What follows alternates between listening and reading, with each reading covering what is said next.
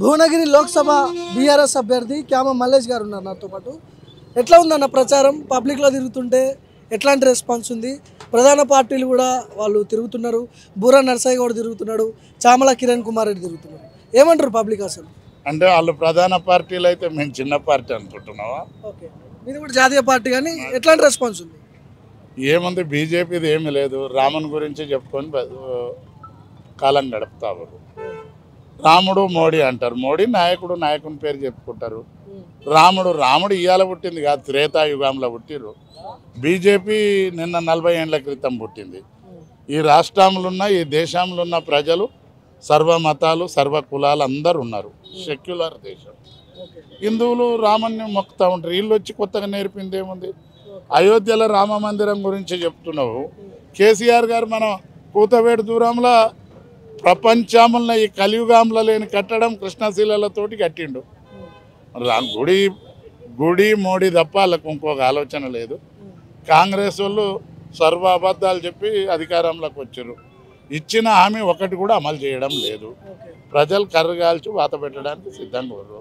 ఇక అభ్యర్థుల విషయానికి వస్తే, చామల కిరణ్ కుమార్ రెడ్డి కాంగ్రెస్ పార్టీ జెండా మోషనుడు కాదు, ఎప్పుడో కొన్ని రోజుల క్రితం ఉండే. రేవంత్ రెడ్డి చేలా. ఇక ఆయన రోజు ఈ నాయకుని ఆ నాయకుని కాళ్ళు విసుకనికైనా సరిపోతుంది. మరి ఆయన కన్నా మొదలు ఈ ప్రాంతంలో కూడా చాలామంది, గర్దాస్ బాలే లాంటి నాయకులు, దామోదర్ గౌడ్ లాంటి నాయకులు, ప్రమోద్ కుమార్ లాంటి నాయకులు ఎంతోమంది ఎవరికి ఏం లేదు. రాహుల్ గాంధీ ఏమో ప్యారాచూట్ వాళ్ళకి వద్దంటాడు, రేవంత్ రెడ్డి ఏమో ప్యారాచూట్ వాళ్ళకి తెస్తూ ఉంది. వాళ్ళు నాకు లెక్కలేం లేదు. వాళ్ళ మీద కేసులు ఉన్నాయి. నా అఫిడవిట్లో చూడండి, ఒక్క కేసు లేదు నా మీద. కానీ రాష్ట్రంలో కాంగ్రెస్ పార్టీ అధికారంలో ఉంది, రేవంత్ రెడ్డి గాలి వీస్తుంది అంటున్నారు, కాంగ్రెస్ అంటున్నారు. ఒకవైపు కేంద్రంకి వచ్చేసరికి మోడీ ఫేస్ చూసి ఓటేసేటోళ్ళు చాలామంది ఉన్నారని ఒక చర్చ జరుగుతూ ఉంది. బీఆర్ఎస్ లైన్ అయింది, మరి ఏం చేయబోతున్నారు? ఏదున్నా 5 ఏళ్ళు వాళ్ళు గెలిచిర్రు, 5 ఏళ్ళు పరిపాలన చేశారు. ఇప్పుడు ప్రజలు ఓట్లు వేయడానికే పెట్టారు. ఇప్పుడు ప్రజలు ఏ నిర్ణయం తీసుకుంటారు? ప్రజలు కూడా చాలా తెలివి కళ్ళు, తప్పకుండా మంచి నిర్ణయం తీసుకుంటారు. మొన్నటిదాకా మేము అధికారంలో ఉన్నాము, ఓట్లు వేస్తే వాళ్ళు గెలిచారు. ఇప్పుడు ఓట్లు వేస్తే మేము ఎంపీలకు మేము గెలుస్తాం, బీఆర్ఎస్ పార్టీ గెలుస్తుంది. రేపు 25 తారీఖు నాడు కేసీఆర్ గారు ఈ భువనగిరి ప్రాంతానికి, ఈ పట్టణానికి ఈ సాయంత్రం 6 గంటలకు రోడ్ షోలో వస్తుండు. నా ప్రచారంలో భాగంగా ఈ భువనగిరి ప్రాంత ప్రజలందరూ కూడా 1000ల సంఖ్యలో పాల్గొనాలని అప్పీల్ చేస్తాము. ఇప్పుడు మాజీ ఎంపీ ఇక్కడ బూరా నర్సయ్య కూడా ఆల్రెడీ పనిచేసిండు, ఎంపీ గెలిచి గతంలో ఉన్నాడు. ఆయన కేంద్రీయ విద్యాలయం తీసుకొచ్చిన అంటున్నాడు, ఎయిమ్స్ నేనే తీసుకొచ్చిన అంటున్నాడు. ఇవన్నీ చూసి నాకు మళ్ళీ ఓట్లేస్తారు, నేనే గెలవబోతున్నా అంటున్నాడు. మీరేం చెప్తారు? ఎయిమ్స్ విభజన చట్టములు ఉన్నది, బీఆర్ఎస్ పార్టీ ఎంపీగా తెచ్చిండు ఆయన. బూరా నర్సయ్య సొంతం కాదు, సొంతం పోయి డాక్టర్ ఉండి దవాఖానాన్ని గుంజుకరాలే. బూరా నర్సయ్య గారు టీఆర్ఎస్ పార్టీ ఎంపీ ఉండి తెచ్చిండు. టీఆర్ఎస్ పార్టీ ఎంపీలే ఈ రాష్ట్రానికి కావాల్సినవి తెస్తారు. కిషన్ రెడ్డి గారు ఉర్రు, అరవింద్ గారు ఉర్రు. 10 ఏళ్ల సంది బీజేపీ అధికారంలో ఉంది. వాళ్ళ ముఖాలకు ఏమన్నా తెచ్చారేమో ఒకటి చెప్పమానండి. అది కేసీఆర్ గారు వస్తున్నారా మీ క్యాంపెయినింగ్కి? కేసీఆర్ గారు వస్తారు. సో కోమటిరెడ్డి బ్రదర్స్ కూడా ఉన్నారు ఇక్కడ. ఉమ్మడి నల్గొండ జిల్లా వ్యాప్తంగా కాంగ్రెస్ కూడా బలంగా ఉంది. ఒక మంత్రి ఉన్నాడు, ఆయన వాళ్ళ తమ్ముడు కాబోయే మంత్రి అని చెప్పుకుంటుండు.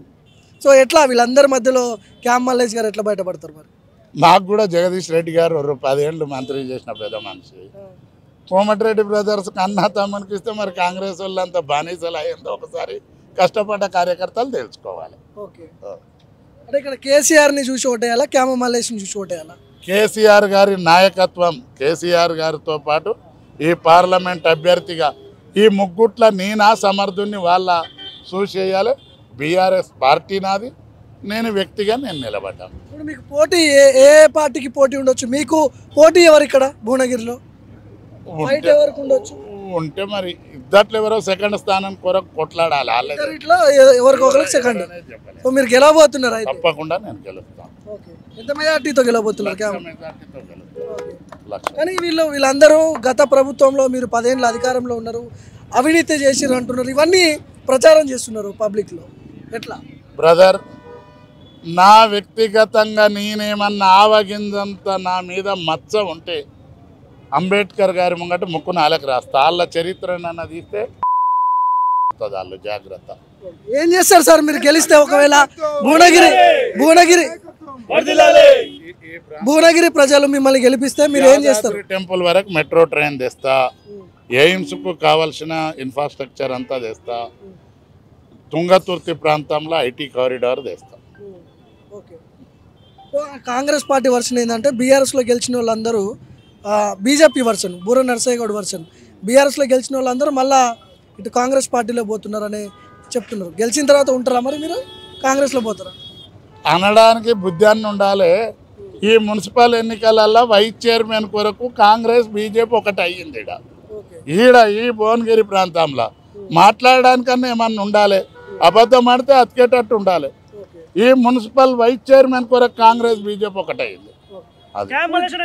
చాలా ఇది ఎవరి ప్రచారం వాళ్ళు చేసుకుంటున్నారు. నేనే గెలవబోతున్నా అని ఒకవైపు క్యామ మల్లేష్ గారు చెప్తున్నారు. కానీ ఇక్కడ పోటీ మాత్రం అట్లా లేదు. బీజేపీ వర్సెస్ కాంగ్రెస్గా ఉందని చాలామంది మాట్లాడుకుంటున్నారు. ఇప్పుడే మాట్లాడిన ఆయనతో కూడా మనం చూద్దాం ఎవరి గెలుపు ఓటమిలు ఎట్లుంటాయి అనేది ఇక్కడ భువనగిరి ప్రజలు డిసైడ్ చేయబోతున్నారు. కెమెరా పర్సన్ మణికుమార్తో భార్గవ్, మైక్ టీవీ, భువనగిరి నుంచి.